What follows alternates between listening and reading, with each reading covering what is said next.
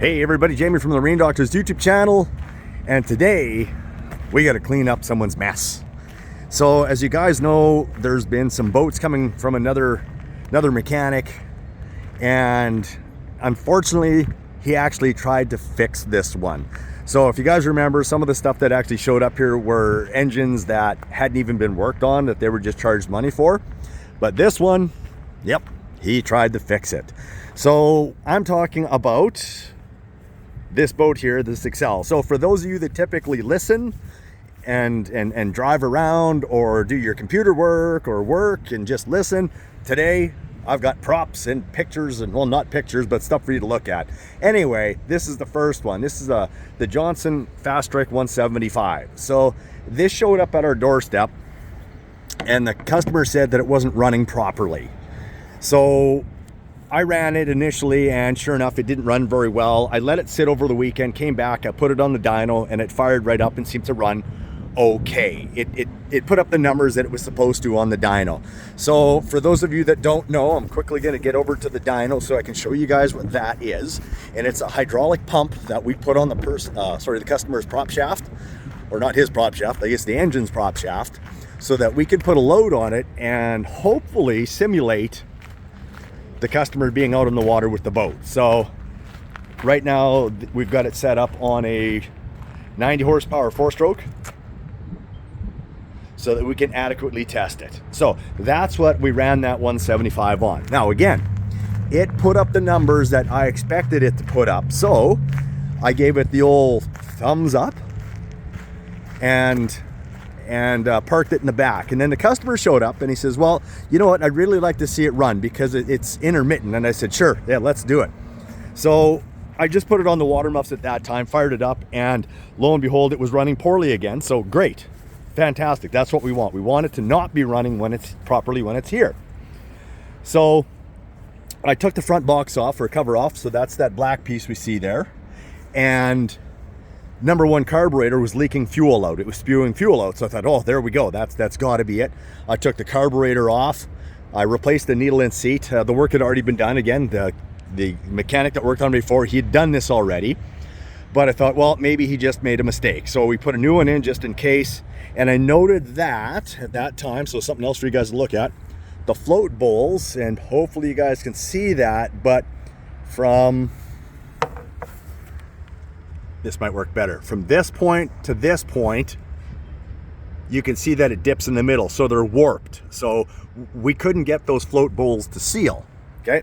Or that float bowl to seal. So in the meantime, we put it back together, and I told the customer, you're gonna have to source some new ones because we don't have none locally. Our BRP guy up the block doesn't have any, so he said, sure, yeah, I'll do it. And when I get them, I'll put them in, he says. So he ended up buying 4 of them.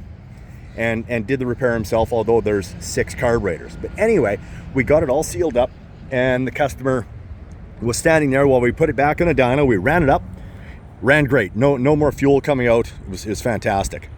So he takes it out to the lake. He gets out there, and it doesn't work. And he says that 4 carburetors now are spewing fuel out. So we're thinking, well, maybe there's something wrong with the fuel lines. Maybe there's some debris in there that's getting underneath the needles and holding them open and allowing the fuel just to go through. So I said, bring it back. Let me have another look at it. So I also told him this time what we'll do is we'll put OEM kits into all 6 carburetors because I don't know what that guy put in before, or that mechanic had put in before. So let's do it the right way. So that way we get needles and seats, floats, and all new gaskets. So I told my son yesterday, I said, Kate, get out there, let's take those carbs off and swap out those parts. So he starts on it, and he comes up and he says, you know, this is really weird, he says. And I said, well, what? He says, well, all the floats, okay, for you guys to look at, are set like this. Okay, so they're all set really lean. And I'm thinking, well, what the heck? You know, well, like, why is that? And I said, well, whatever. I said, you know, just put them back to the way they're supposed to be. It's obviously part of the reason why it's running so poorly, but there was more to it. And I'll get to that shortly. So he finishes up 5 carburetors, and he's got an appointment at 3 o'clock that he's got to leave for. So he says, hey, Dad, can you finish up this last carb? And I said, yeah, sure, whatever. Yeah, I'll take a look at it. So I put it in the vise, I take it all apart, and it's one of the carburetors that has the new float on it. Or not, sorry, so let me back up. Not a new float, the new base on it. So I'm looking at the base, I'm going, I wonder if he moved the high-speed jets across from his old bowls.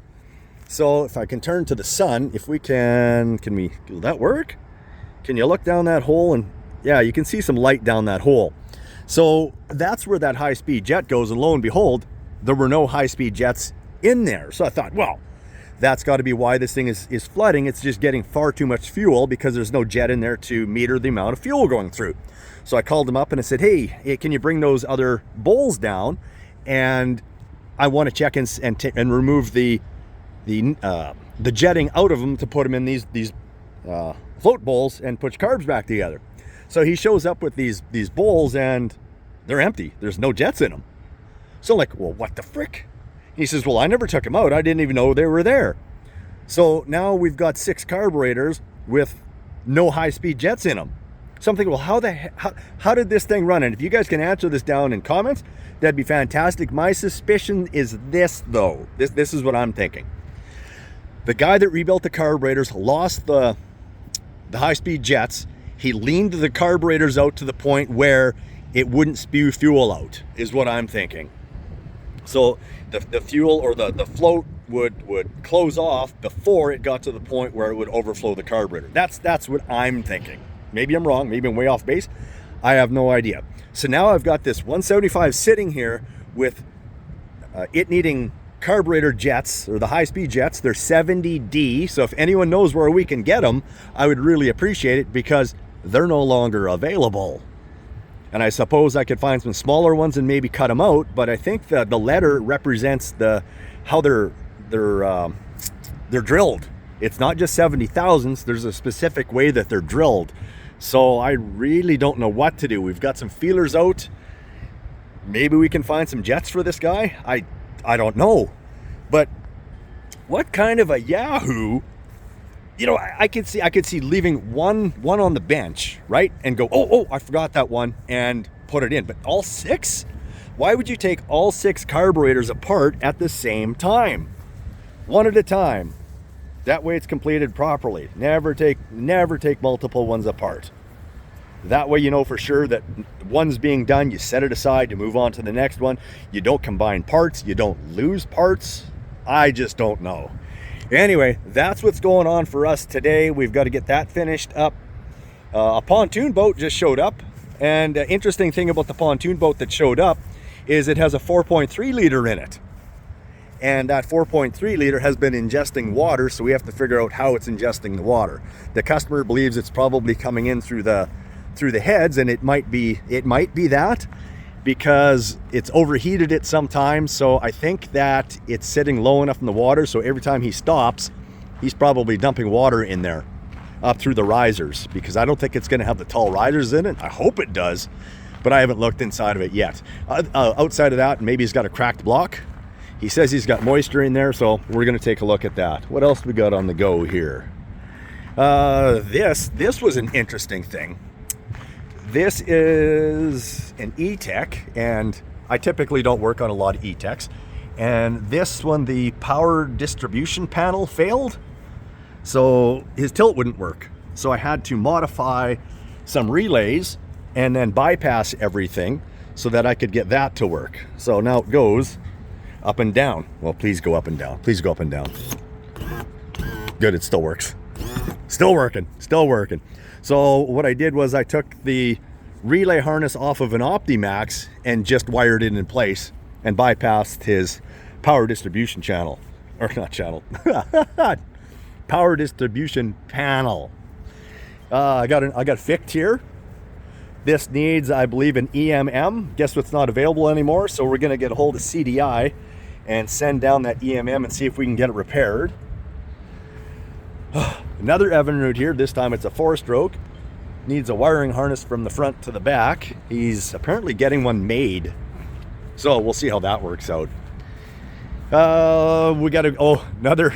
So that's a Mercahaw over there, the one that's on a dyno. That's not firing on 2 cylinders, and it's ignition. And Mercury no longer supports the engine, so we're scrambling to find parts for that. We know that it's a Yamaha power head and the electronics, but Mercury had it built to their own specs, and some of the stuff is different, so I don't know for sure if we can cross Yamaha directly over to that engine. This is that one from the short from yesterday. We're getting the distributor parts for it today, hopefully, and we'll see how it runs. And then, well, of course, slap it on the dyno, make sure it's going to run up. And I think that's about it, other than maybe some stuff that might trickle in today. But I thank you guys for watching, and I'll see you guys in the next video. And remember, always check the reviews on mechanics or technicians or dealerships. Anyway, later, guys.